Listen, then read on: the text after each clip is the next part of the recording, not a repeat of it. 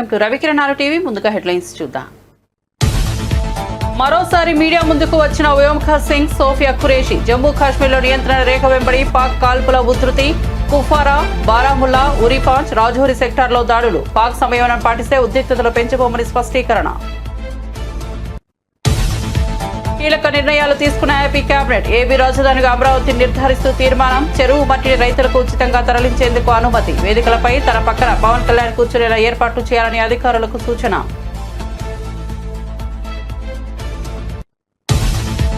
Operation సింధూర్పై కేంద్రం అఖిలపక్ష సమావేశం. ఈ ఆపరేషన్ కు సంబంధించిన వివరాలను వెల్లడించిన రాజ్నాథ్ సింగ్. ఆపరేషన్ సింధూర్ కొనసాగుతుందని స్పష్టీకరణ. దేశం కోసం కేంద్రం తీసుకునే చర్యలకు పూర్తి మద్దతు ఉంటుందన్న రాహుల్ గాంధీ. దయచేసి భారత్ నుంచి పాకిస్తాన్ కాపాడండి అని పాకిస్తాన్ ఎంపీ కన్నీటి పర్యంత. భారత్ దాడులతో పాక్ విలువిల. పార్లమెంట్ లో ఎంపీ ఆవేదన. ఆపరేషన్ సింధూర్, పాక్ లో డ్రోన్ల కలకలంపై ఎంపీ ఆందోళన. భారత్ నుంచి మమ్మల్ని కాపాడాలంటూ పాకిస్తాన్ ఎంపీ కన్నీరు. రాసి పెట్టుకోండి, ఎవరిని వదలం, మామూలుగా ఉండదని మరోసారి జగన్ వార్నింగ్. వైసీపీ కార్యకర్తలను వేధిస్తున్న పోలీసు అధికారులను వదిలిపెట్టబోమన్న జగన్. పోలీసు అధికారుల పేర్లు రాసుకోవాలని పార్టీ శ్రేణులకు సూచన. జగన్ 2.0లో కార్యకర్తలను అత్యంత ప్రాధాన్యత ఇస్తానని హామీ.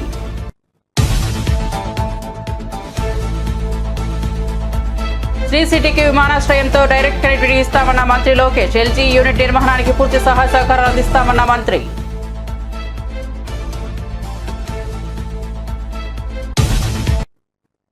ఇక వార్త వివరాల్లోకి వెళ్తే, ఆంధ్రప్రదేశ్ ముఖ్యమంత్రి చంద్రబాబు అధ్యక్షతన జరిగిన రాష్ట్ర మంత్రివర్గ సమావేశంలో అనేక కీలకమైన నిర్ణయాలకు ఆమోదముద్ర లభించింది. రాష్ట్ర అభివృద్ధి సంక్షేమ కార్యక్రమాలతో పాటు పాలనాపరమైన పలు అంశాలపై కేబినెట్ సుదీర్ఘంగా చర్చించి కీలక తీర్మానాలు చేసింది.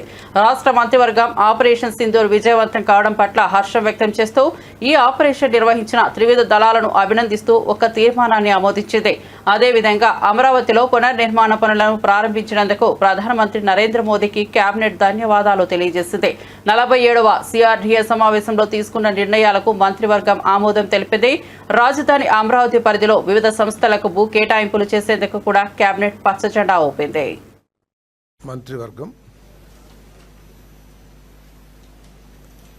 ఆర్మ్డ్ ఫోర్సెస్ ని వారి ధైర్య సాహసాలని అభినందిస్తూ ప్రధానమంత్రి గారి నాయకత్వంలో భారతదేశం యొక్క శక్తియుక్తుల్ని ప్రదర్శించినందుకు ఒక తీర్మానం కూడా చేశారు. ముఖ్యంగా ముఖ్యమంత్రి గారు, with pride I salute the brave warriors of Indian armed forces for swiftly avenging the Pahalgam terror attack. ఈరోజు ఉదయం ముఖ్యమంత్రి గారు ట్వీట్ చేయడం జరిగింది. సో అదే లైన్లో మంత్రిమండలి కూడా మన ఆర్మ్ ఫోర్సెస్ చూపిస్తున్న ధైర్య సాహసాలని కానివ్వండి, మన భారతదేశం యొక్క ప్రతిష్టను ఇమిడింపజేసే విధంగా మన దేశాన్ని కాపాడుకుంటున్న తీరు, ధైర్య సాహసాలతో, అదేవిధంగా ప్రధానమంత్రి గారి నాయకత్వంలో భారతదేశం యొక్క శక్తిని ప్రదర్శించినందుకు మరి తీర్మానం ద్వారా చేయటం జరిగింది. మరి ఆంధ్రప్రదేశ్ రాష్ట్ర ప్రజలందరూ కూడా, ఆంధ్రప్రదేశ్ రాష్ట్ర ప్రజలే కాదు దేశం యావత్తు ఆర్మ్డ్ ఫోర్సెస్ వెనకాల ఐక్యంగా నిలబడతామని చెప్పేసి కూడా చెప్పడం జరిగిందని చెప్పేసి మనం చేస్తాను. ఈరోజు సుదీర్ఘంగా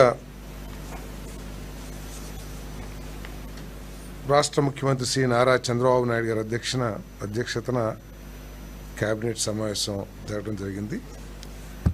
దాంట్లో ముఖ్యంగా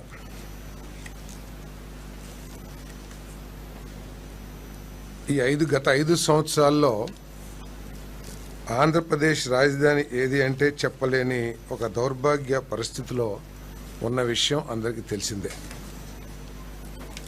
వాళ్ళ ఇష్టం వచ్చినట్లు 3 రాజధానులు, రకరకాల పేర్లు పెట్టి ఏ రాజధానిని కూడా నిజం చేయటానికి కనీస ప్రయత్నం చేయని పరిస్థితులను మనం చూసాం. తెలుగు ప్రజలందరూ కూడా, ఆంధ్రప్రదేశ్ ప్రజలందరూ కూడా మీ రాష్ట్ర రాజధాని ఏది అని ఇతర రాష్ట్రాలు కానీ ఇతర దేశస్తులు కానీ అడిగితే చెప్పుకోలేని దౌర్భాగ్య పరిస్థితి మనందరం కూడా చూసాం.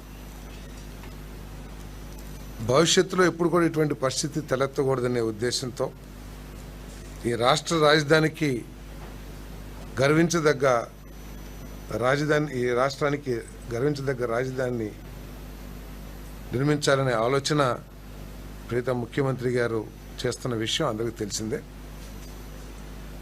ఒకసారి రాష్ట్ర విభజన చట్టం 2014 చూసినట్టయితే దాంట్లో సెక్షన్ 2, సెక్షన్ 5 ప్రకారం ఏంటంటే నిర్దేశింపబడిన కాలపరిమితి వరకు హైదరాబాద్ ఉమ్మడి రాష్ట్ర రాజధానిగా ఉంటుంది.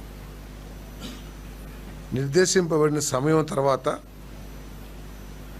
హైదరాబాద్ తెలంగాణ రాష్ట్రానికి రాజధానిగా, కొత్తగా నిర్ణయించబడే రాజధాని అమరావతికి ఆంధ్రప్రదేశ్కి ఉంటుందని చెప్పేసి ఆ చట్టంలో పేర్కొనబడింది. అంటే రాజధాని పేరు ఎక్కడ కూడా తెలుపుకోకుండా ఈరోజు దాన్ని అమెండ్మెంట్ చేయమని చెప్పేసి రిక్వెస్ట్ చేస్తూ తెలంగాణ రాష్ట్రానికి హైదరాబాదు, అమరావతి విభజిత ఆంధ్రప్రదేశ్కు రాజధానిగా అమెండ్ చేయాలని చెప్పేసి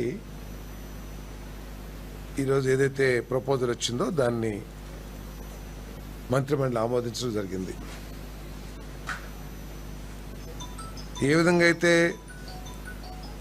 గ్రేటర్ హైదరాబాద్ తెలంగాణకి రాజధానిగా ఉంటుందో, అమరావతి అంటే అమరావతిలో మిగతా ఏపీసీఆర్డీఏ చట్టంలో ఉన్న ప్రాంతాలన్నీ కూడా కలిపి అమరావతి. సో ఆ అమరావతి ఈ రాష్ట్ర రాజధానిగా పేరుని ఇన్సర్ట్ చేయటం, అంటే ఆ చట్టంలో ఏదైతే కొత్త రాజధానిని విభజిత ఆంధ్రప్రదేశ్ ఏర్పాటు చేసుకుంటుంది, డిసైడ్ చేస్తుందని ఏదైతే ఉందో అక్కడ కొత్త రాజధాని కాకుండా Amaravati will be the capital of Andhra Pradesh అనేది ఇన్సర్ట్ చేయాలి. అంతర్జాతీయ స్థాయి గృహోపకరణాల తయారీ సంస్థ ఎల్జీ ఎలక్ట్రానిక్స్ టీసీటీ యూనిట్ కు మంత్రి నారా లోకేష్ భూమి పూజ చేశారు. ఈ సందర్భంగా మంత్రి లోకేష్ మాట్లాడుతూ ఎల్జీ యూనిట్ నిర్మాణానికి పూర్తి సహాయ సహకారాలు అందిస్తామన్నారు. ఇక్కడ అనుబంధ యూనిట్లతో పాటు ఎల్జీ సిటీ నిర్మించాలని కోరారు. రాబోయే 4 ఏళ్లలో శ్రీ సిటీకి తిరుపతి అంతర్జాతీయ విమానాశ్రయంతో డైరెక్ట్ కనెక్టివిటీ కల్పిస్తామని తెలిపారు. పరస్పర విశ్వాసం, ఉమ్మడి శ్రేయస్సు, ప్రపంచాన్ని అనుసంధానించే సమిష్టి లక్ష్యంతో కూడిన ఈ భాగస్వామ్యాన్ని కొనసాగిద్దామని ఎల్జీ సంస్థ ప్రతినిధులతో మంత్రి అన్నారు. ఒక ప్రతిష్టాత్మకమైన యూనిట్ ఏర్పాటుకు ఆంధ్రప్రదేశ్ ను ఎంచుకున్న ఎల్జీ ఎలక్ట్రానిక్స్ కు ధన్యవాదాలు తెలియజేశారు. ఎల్జీ ఫ్యాక్టరీ ప్రతి యువ ఇంజనీర్, ప్రతి ఆశావాహ సాంకేతిక నిపుణుడు, ప్రతి వ్యవస్థాపకుడి కలల కర్మాగారంగా మారబోతోందని ఈ సందర్భంగా మంత్రి లోకేష్ పేర్కొన్నారు. 94% of the seats that we contested, we won, and the clear mandate was about creating jobs, and we believe that this investment is in the step in that direction. This also reflects our leader Mr. Naidu's commitment to speed of doing business, robust infrastructure, a future focused vision of Andhra Pradesh. We promised ease of doing business, and today we are delivering speed of doing business. The LG factory will produce advanced home appliances, refrigerators, air conditioners and washing machines, integrating the latest in smart and energy efficient technology. A smart factory, a smarter state, a smarter India. That journey is beginning here today. This isn't just about manufacturing. It's about shaping the future of living. It's about creating jobs, empowering our youth and transforming lives. We are not just building factories, we are building futures here. This facility alone will create nearly 1,500 direct jobs, and with LG's key vendors investing here, creating more than 700 jobs, will impact our economy. Operation సింధూర్లో 100 మంది ఉగ్రవాదులు హతమైనట్లు కేంద్రం తాజాగా ప్రకటించింది. కేంద్రం అఖిలపక్ష భేటీ నిర్వహించిన విషయం తెలిసిందే. ఈ భేటీలో ఆపరేషన్ సింధూర్కు సంబంధించిన వివరాలను రక్షణ మంత్రి రాజ్నాథ్ సింగ్ వెల్లడించారు. పాకిస్తాన్ పీఓకేలోని ఉగ్రస్థావరాలపై భారత ఆర్మీ చేపట్టిన దాడుల్లో 100 మంది మరణించినట్లు రాజ్నాథ్ తెలిపారు. ఆపరేషన్ సింధూర్ కొనసాగుతుందని ఆయన స్పష్టం చేశారు. రాజ్నాథ్ సింగ్ మాట్లాడుతూ పాకిస్తాన్ పీఓకేలోని 9 ఉగ్రస్థావరాలపై ఖచ్చితత్వంతో క్షిపణి దాడులు నిర్వహించామని, ఈ దాడుల్లో 100 మంది ముష్కరులను మట్టుబెట్టామని తెలిపారు. దీనికి సంబంధించిన మరింత సమాచారం కోసం ఎదురు చూస్తున్నామని, ప్రస్తుతం ఉద్రిక్త పరిస్థితిలో కొనసాగుతున్నందున ఈ ఆపరేషన్ తాలూకు పూర్తి సమాచారాన్ని ఇప్పుడే వెల్లడించలేమన్నారు. ఈ ఉద్రిక్తతలను పెంచాలనే ఉద్దేశం మాకు లేదు, కానీ దాయాది పాక రెచ్చగొట్టే చర్యలకు పాల్పడితే మాత్రం వెనక్కు తగ్గేది లేదని తెలిపారు. దీటుగా బదిలిస్తాం, ఆపరేషన్ సింధూర్ కొనసాగుతుంది అని పేర్కొన్నారు. किसी और के भरोसे छोड़ रहे हैं, यह बात लॉन्ग रन में सही नहीं हो सकती। हमारी सरकार ने इस विषय पर गंभीरता से सोचा और आत्मनिर्भरता हासिल करने का निर्णायक कदम भी उठाया है। आप सब तो जानते हैं कि देश में पहले से ही ऑर्डिनेंस फैक्ट्रीज का एक इंडिजिनस सिस्टम रहा है और इन फैक्ट्रीज ने एक समय पर बेहतरीन काम किया और देश की सुरक्षा जरूरतों को पूरा करने में बहुत ही अहम भूमिका निभाई भी है।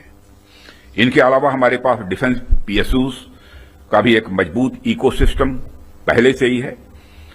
हमारी सरकार ने डिफेंस प्रोडक्शन में क्वालिटी और क्वांटिटी दोनों पर समान रूप से बल दिया है।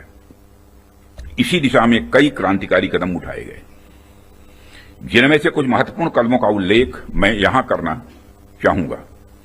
ऑर्डिनेंस फैक्ट्रीज का कॉर्पोरेटाइजेशन उनमें से एक अत्यंत महत्वपूर्ण कदम रहा है, जिसे हमने इंश्योर किया ताकि कम समय में ही डिफेंस प्रोडक्शन में व्यापक सुधार हो सके।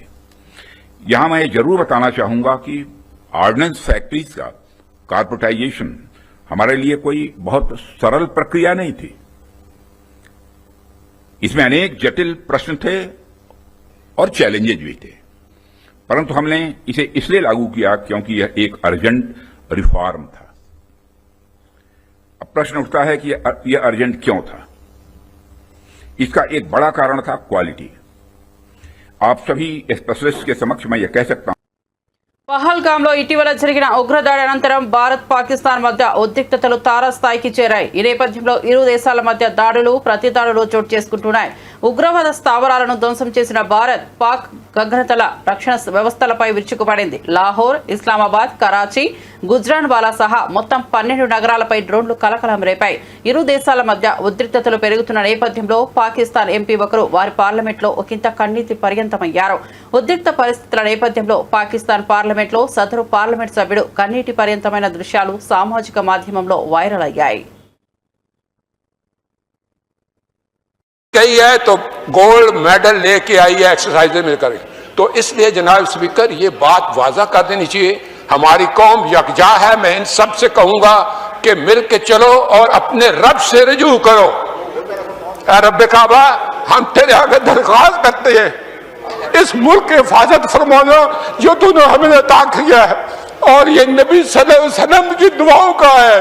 आपने कायदे आजम को इंग्लैंड में मुलाकात की, ख्वाब में आए और उनको कहा कि जाओ वापस और जाके पाकिस्तान का मामला हल करो। आप खान कलात को ख्वाब में आके ये हुक्म दिया कि तुमने पाकिस्तान की सरना ये मुल्क बन के रहेगा और तुमने तो ये ऐसा बड़ा मौजज़ा है कि अल्लाह पाक ने ये हमें अता किया है और अल्लाह पाक इस मुल्क की हिफाजत फरमाएंगे। दुनिया में जहां भी देखें शायद हमारी कमी है, हम मजबूर हैं, हम गुनाहगार हैं, लेकिन रब काबा हम तेरे हबीब के उम्मती हैं। खुदा का वास्ता हमसे रहम का भला फरमा। आप चले जाएं, उधर फिलिस्तीन भी चले जाएं, कश्मीर में चले जाएं, जहां भी जाएंगे मुसलमानों के साथ वो ऐसे रो रहा है जो हम सोच भी नहीं सकते हैं। तो तू हमें माफ कर दे, हम तेरे आगे सर झुकाते हैं, माफी मांगते हैं। नहीं, इसमें दो राय नहीं है मौला कि हम बड़े गुनाहगार हैं, लेकिन तेरी रहमत बहुत वसी है। तू रहमत का एक जर्रा भी भेजेगा हमारी तरफ तो इंशाल्लाह हमारी कामयाबी होगी। और दुआ करते हैं रब काबा कि इस मुल्क की हिफाजत फरमा और हमें दुश्मनों पर जो है वो फकीर अता फरमा और हमें उनको सरनगू करने की ताकत अता फरमा। मैं दुआ गो हूँ आर्म फोर्सेस के लिए। పహల్గామ్ ఉగ్రదాడికి ఆపరేషన్ సింధూర్ పేరిట భారత్ గట్టిగా బదులిచ్చిన సంగతి తెలిసిందే. మన భద్రతా బలగాలు అర్ధరాత్రి దాటాక అత్యంత ఖచ్చితత్వంతో ఉగ్ర స్థావరాలపై దాడి చేయడంతో దేశమంతా హర్షం వ్యక్తమవుతోంది. ఈ నేపథ్యంలో ఆపరేషన్ గురించి వివరించేందుకు ప్రభుత్వం తాజాగా అఖిలపక్ష సమావేశం నిర్వహించింది.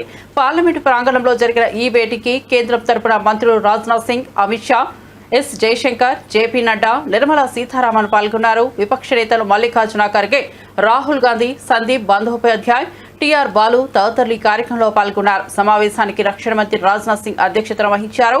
ఈ సందర్భంగా ప్రధాని మోదీ సందేశాన్ని వినిపించారు.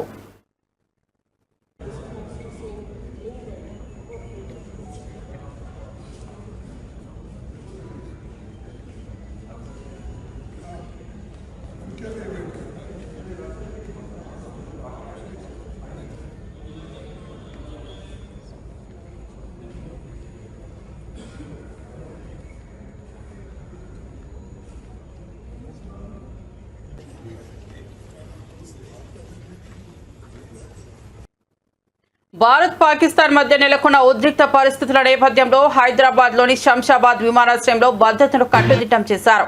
మరోవైపు మిస్ వరల్డ్ పోటీల కోసం వివిధ దేశాల నుంచి సుందరీమణులు హైదరాబాద్ చేరుకుంటున్నారు. దీంతో భద్రతా సిబ్బంది మరింత అప్రమత్తమయ్యారు. క్లూస్ టీం, డాగ్ స్క్వాడ్ బృందాలతో విమానాశ్రయంలో అణువణువు తనిఖీ చేస్తున్నారు. అనుమానాస్పద వ్యక్తులు కనిపిస్తే వివరాలు ఆరా తీస్తున్నారు. మిస్ వరల్డ్ కంటెస్టెంట్లను తీసుకెళ్లే వాహనాల డ్రైవర్లకు డ్రంక్ అండ్ డ్రైవ్ తనిఖీలు నిర్వహిస్తున్నారు.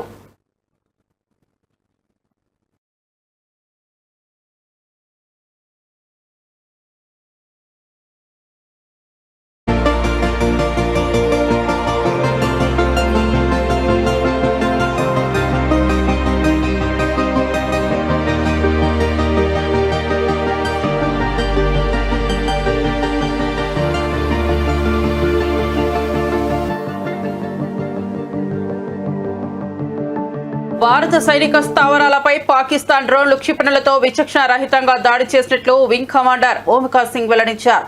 ఈ దాడిలో 16 మంది భారత పౌరులు మృతి చెందగా వారిలో 3 మహిళలు, 5 చిన్నారులు ఉన్నట్లు తెలిపారు. ఈ ఉదయం భారత్ పాక్ ఎయిర్ డిఫెన్స్ వ్యవస్థలపై ప్రతి దాడి చేపట్టిందని తెలిపారు. ముఖ్యంగా లాహోర్లోని పాక్ వాయు రక్షణ వ్యవస్థ ధ్వంసమైందని వింగ్ కమాండర్ పేర్కొన్నారు. పాక్ దాడి పూర్తిగా అవివేకమైనదనిగా అభివర్ణిస్తూ అమాయకుల ప్రాణాలు తీసిన ఈ చర్యకు భారత ప్రతిస్పందన తగినదే అవుతుందని స్పష్టం చేశారు. किया गया था कि पाकिस्तानी सैन्य ठिकानों को निशाना नहीं बनाया गया. साथ ही दोहराया गया कि भारत में किसी भी सैन्य लक्ष्य पर हमले का उचित जवाब दिया जाएगा.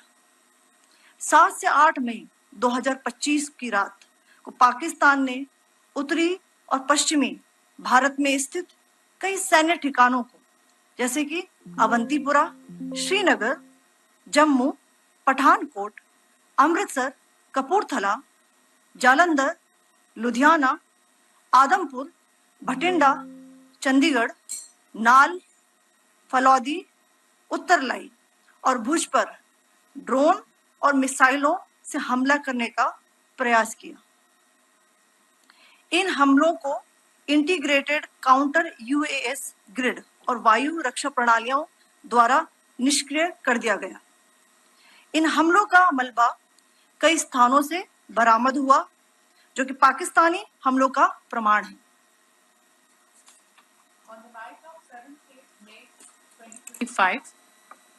Pakistan attempted to engage a number of military targets in northern and western India using drones and missiles.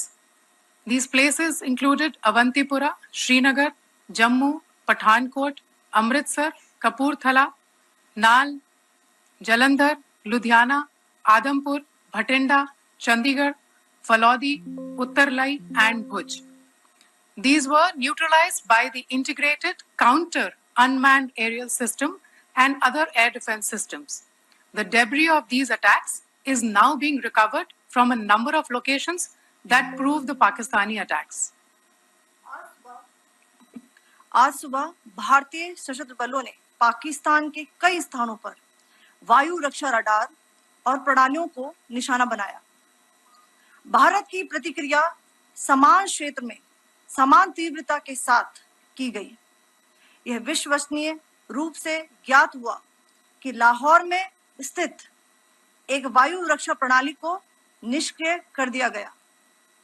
Today morning, Indian Armed Forces targeted air defense radars and systems at a number of locations in Pakistan. Indian response has been in the same domain with the same intensity as Pakistan. It has been reliably learnt that an air defense system at Lahore has been neutralized. Pakistan ने नियंत्रण रेखा पर आकरण गोलीबारी की तीव्रता बढ़ा दी है, जिसमें कुपवाड़ा, बारामूला, उरी, पुंछ, मेंढर और राजौरी क्षेत्रों में मोर्टार और भारी तोपखाने का इस्तेमाल किया जा रहा है। Pakistan has increased the intensity of its unprovoked firing across the line of control using mortar and heavy caliber artilleries in areas in Kupwara, Baramulla, Uri, Poonch, Mendhar and Rajouri sectors in Jammu and Kashmir. 16 innocent lives have been lost, including 3 women and 5 children, due to the Pakistani firing. Here too, India was compelled to respond to bring mortar and artillery fire from Pakistan to a halt. Indian Armed Forces reiterate their commitment to non-escalation, provided it is respected by the Pakistan military. Jai Hind.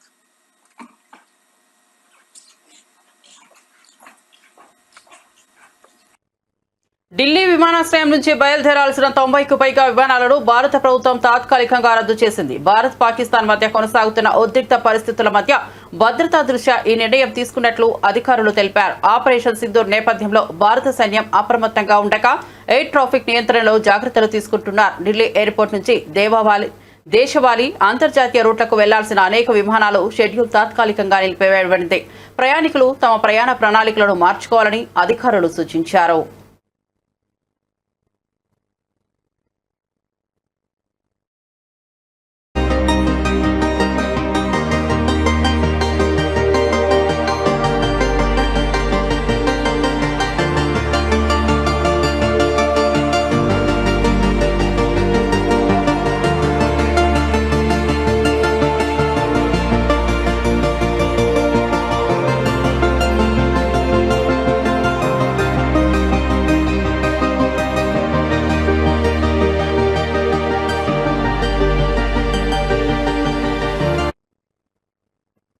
YSRCP కార్యకర్తల కష్టాలు తాను స్వయంగా గమనిస్తున్నానని party అధ్యక్షుడు YS Jagan అన్నారు. జగన్ 2.0లో కార్యకర్తలకే ప్రాధాన్యత ఉంటుందని తెలిపారు. మీపై అణచివేతలకు పాల్పడుతున్న పోలీసులు అధికారుల పేర్లు రాసి పెట్టుకోండి, మళ్లీ మనం అధికారంలోకి వచ్చాక వారి సినిమా వేరే లెవెల్లో ఉంటుందని హెచ్చరించారు. అన్నమయ్య, చిత్తూరు, శ్రీ సత్యసాయి జిల్లాల ప్రజాప్రతినిధులతో సమావేశమై కార్యకర్తలకు ధైర్యం చెప్పారు. కార్యకర్తల పట్ల అన్యాయం చేసిన అధికారులపై చర్యలు తప్పవని స్పష్టం చేశారు. నిజంగా ఈరోజు రాష్ట్రంలో ఉన్న పరిస్థితులు ఎలా ఉన్నాయి అన్నది బహుశా నాకన్నా కూడా మీకే బాగా తెలుసు. రాష్ట్రంలో ఈరోజు విలువలు లేని, విశ్వసనీయత లేని, ప్రజాస్వామ్యాన్ని కూనీ చేస్తూ ఉన్న పరిస్థితుల మధ్య రాజకీయాలు జరుగుతూ ఉన్నాయి. ఇలాంటి చెడిపోయిన ఈ రాజకీయ వ్యవస్థలో తులసి ముక్కల్లా ఎంపీటీసీలమైన, జెడ్పీటీసీలమైన, కౌన్సిలర్లమైన అయ్యా చంద్రబాబు మమ్మల్ని చూసి నేర్చుకో రాజకీయాలు ఎలా చేయాలి అని చెప్పి తెగువ చూపించి రాజకీయాలకు అర్థం చెప్పి గట్టిగా నిలబడిన మీ అందరికీ కూడా మీ జగన్ హ్యాట్స్ ఆఫ్ చెప్తూ సెల్యూట్ చేస్తా ఉన్నా. కారణం ఏమిటంటే రాజకీయాలలో ఉన్నప్పుడు విలువలు ఉండాలి. రాజకీయాల్లో ఉన్నప్పుడు విశ్వసనీయత అన్న పదానికి అర్థం తెలిసి ఉండాలి. ఈ రెండింటికి కూడా అర్థం తెలియని వ్యక్తి ఎవరైనా ఈ రాష్ట్రంలో ఉన్నారు అని అంటే అన్ఫార్చునేట్గా అది ఈ రాష్ట్ర ముఖ్యమంత్రి అని చెప్పడానికి నిజంగా ఈ రాష్ట్ర పౌరుడిగా నేను తలదించుకోవాల్సిన పరిస్థితి. అంతగా దిగజార్చినడు ఈ పెద్ద మనిషి రాజకీయాలను. ఈరోజు రాజకీయాలలో ఇటువంటి దారుణమైన పరిస్థితులు కూడా చూడాల్సి వస్తుందని నేను ఎప్పుడు అనుకోలే. ఎందుకు ఈ మాట చెప్తా ఉన్నాను అని అంటే, ఒకసారి ఈ రామకుప్పానికి సంబంధించి చంద్రబాబు నాయుడు గారి సొంత నియోజకవర్గం, ఈ రామకుప్పానికి సంబంధించి ఎంపీటీసీకి సంబంధించిన ఒక కేస్ స్టడీ, ఒక ఎంపీపీ చనిపోయిన పరిస్థితుల మధ్య ఎన్నికలు జరుగుతూ ఉన్నాయి. 16కు సంబంధించిన ఎంపీటీసీలు వైఎస్ఆర్సీపీకి సంబంధించిన వాళ్ళే గెలిచారు. మరి ఇలాంటి చోట ఎందుకు చంద్రబాబు అనే వ్యక్తి పోటీ పెడతా ఉన్నాడు? గెలవడం అన్నదానికి మీనింగ్ ఎక్కడుంది? గెలవలేము అన్న సంగతి తెలుసు. గెలిచిన వాళ్ళందరూ కూడా ఇక్కడ నుంచి గెలిచిన వాళ్ళందరూ కూడా వైఎస్ఆర్సీపీ టికెట్ మీద ఆ బీఫామ్ మీద గెలిచిన వాళ్ళు. మరి ఇలాంటి చోట 6 మందిని ఇక్కడి నుంచి లాక్కునే కార్యక్రమం చంద్రబాబు నాయుడు గారు దగ్గరుండి చేశారు. తర్వాత వైఎస్ఆర్సీపీ ఎంపీటీసీలు ప్రయాణం చేస్తూ ఉన్న మిగిలిన ఎంపీటీసీలు ప్రయాణం చేస్తూ ఉన్న వాహనాన్ని దగ్గరుండి పోలీసుల చేత అడ్డుకున్నారు. హైకోర్టు ఆదేశాలతో భద్రత కల్పించాల్సిన పోలీసులు సాక్షాత్తుగా దగ్గరుండి చంద్రబాబు నాయుడు గారికి వాచ్మెన్ లాగా తయారయ్యారు. చివరికి కోరం లేకపోయినా కూడా 6 మంది సభ్యులు మాత్రమే చంద్రబాబు నాయుడు గారి ప్రలోభాలకు లొంగి అటువైపున వెళ్ళిన పరిస్థితుల మధ్య కూడా ఏకంగా డిక్లేర్ చేసుకున్నారు అధికారుల చేత. ఖమ్మం జిల్లా ప్రజలకు మెరుగైన వైద్య సౌకర్యాలు అందించేందుకు ఖమ్మం మెడికల్ కాలేజ్ నూతన భవనాల నిర్మాణానికి శంకుస్థాపన కార్యక్రమం జరిగింది. డిప్యూటీ సీఎం బట్టి విక్రమార్క, మంత్రులు పొంగులేటి శ్రీనివాసరెడ్డి, దామోదర రాజనరసింహ ఈ కార్యక్రమంలో పాల్గొన్నారు. మొత్తం 35 ఎకరాల్లో 166 కోట్ల వ్యయంతో కళాశాల భవనాలు నిర్మించనున్నారు. ఖమ్మం వైద్య రంగ అభివృద్ధికి ఇది పెద్ద ముందడుగని మంత్రులు పేర్కొన్నారు. తక్కువ వయసు యువతకు వైద్య విద్యను అందుబాటులోకి తెచ్చే లక్ష్యంతో ప్రభుత్వం ఈ నిర్ణయాలను చేపట్టిందని వెల్లడించారు. మెడికల్ కాలేజీ శాంక్షన్ చేయించుకోవటమే కాకుండా ఈరోజు భవన నిర్మాణానికి పూజా కార్యక్రమాలు చేసుకొని ముందుకు పోయేటువంటి ఈరోజు తప్పనిసరిగా ఈ జిల్లాలో ఉన్నటువంటి ప్రజానికానికి పెద్ద ఎత్తున ఉపయోగపడేటువంటి కార్యక్రమం ఉంది. ఒక ప్రభుత్వ మెడికల్ కాలేజ్ వస్తే దానికి అనుబంధంగా ఉచితంగా వైద్య సేవలు అందించేటువంటి అన్ని మల్టీ స్పెషాలిటీ హాస్పిటల్స్ వైద్యాలు కూడా అందుబాటులోకి వస్తాయి. అటువంటి ఒక మంచి కార్యక్రమం మనమందరం సూపర్ స్పెషాలిటీ వైద్యం కోసం హైదరాబాద్ దాకా పోకుండా ఖమ్మం నడిబొడ్డునే అన్ని సదుపాయాలు అందుబాటులో తెచ్చుకునేటువంటి ఒక బృహత్తర కార్యక్రమానికి ఈరోజు భూమి పూజ చేసుకున్న సందర్భంలో ఖమ్మం ప్రజలందరికీ కూడా శుభాభివందనాలు తెలియజేస్తా ఉన్నాను నేను. అట్లాగే 2 మంత్రులు కూడా ప్రత్యేకంగా శ్రద్ధ చూపించి దీనికి కావాల్సినటువంటి భూసేకరణ కానీ నిధుల సేకరణకు సంబంధించి కానీ రాష్ట్ర ప్రభుత్వంతో మాట్లాడి వైద్య శాఖ మంత్రులు రాజనరసింహ గారితో మాట్లాడి ప్రత్యేకంగా దీన్ని ఎన్నో సంవత్సరాలుగా పెండింగ్ ఉన్నటువంటి ఈ కళాశాలని ఈరోజు శాంక్షన్ చేయించుకొని మనం ముందుకు పోతా ఉన్నాం. కాంగ్రెస్ ప్రభుత్వం ప్రజాప్రభుత్వం, ఇది పేదల ప్రభుత్వం, ప్రజల కోసం నిరంతరం పనిచేసేటువంటి ప్రభుత్వం. ఇది పాలకుల కోసమో దొరల కోసమో పనిచేసేటువంటి ప్రభుత్వం కాదు. ఇది కేవలం ప్రజలకి అంకితమై ప్రజా సంక్షేమం కోసం పనిచేస్తుందని చెప్పడానికి ఇది ఒక చక్కటి నిదర్శనం అని చెప్పి ఈ సందర్భంగా మీ అందరికీ మనవి చేస్తా ఉన్నాను. దాదాపు రాష్ట్రంలో 34 కళాశాలలు ప్రభుత్వ పరంగా, 29 కళాశాలలు ప్రైవేట్ పరంగా రాష్ట్ర వ్యాప్తంగా ఉన్నటువంటి విద్యార్థులందరికీ ఉచితంగా వైద్య సీట్లు పెద్ద ఎత్తున అందుబాటులో తీసుకొని రావడానికి దాదాపు 9,065 సీట్లతో ఈరోజు పెద్ద ఎత్తున మెడికల్ విద్యను మనం ముందుకు తీసుకుపోతా ఉన్నాం.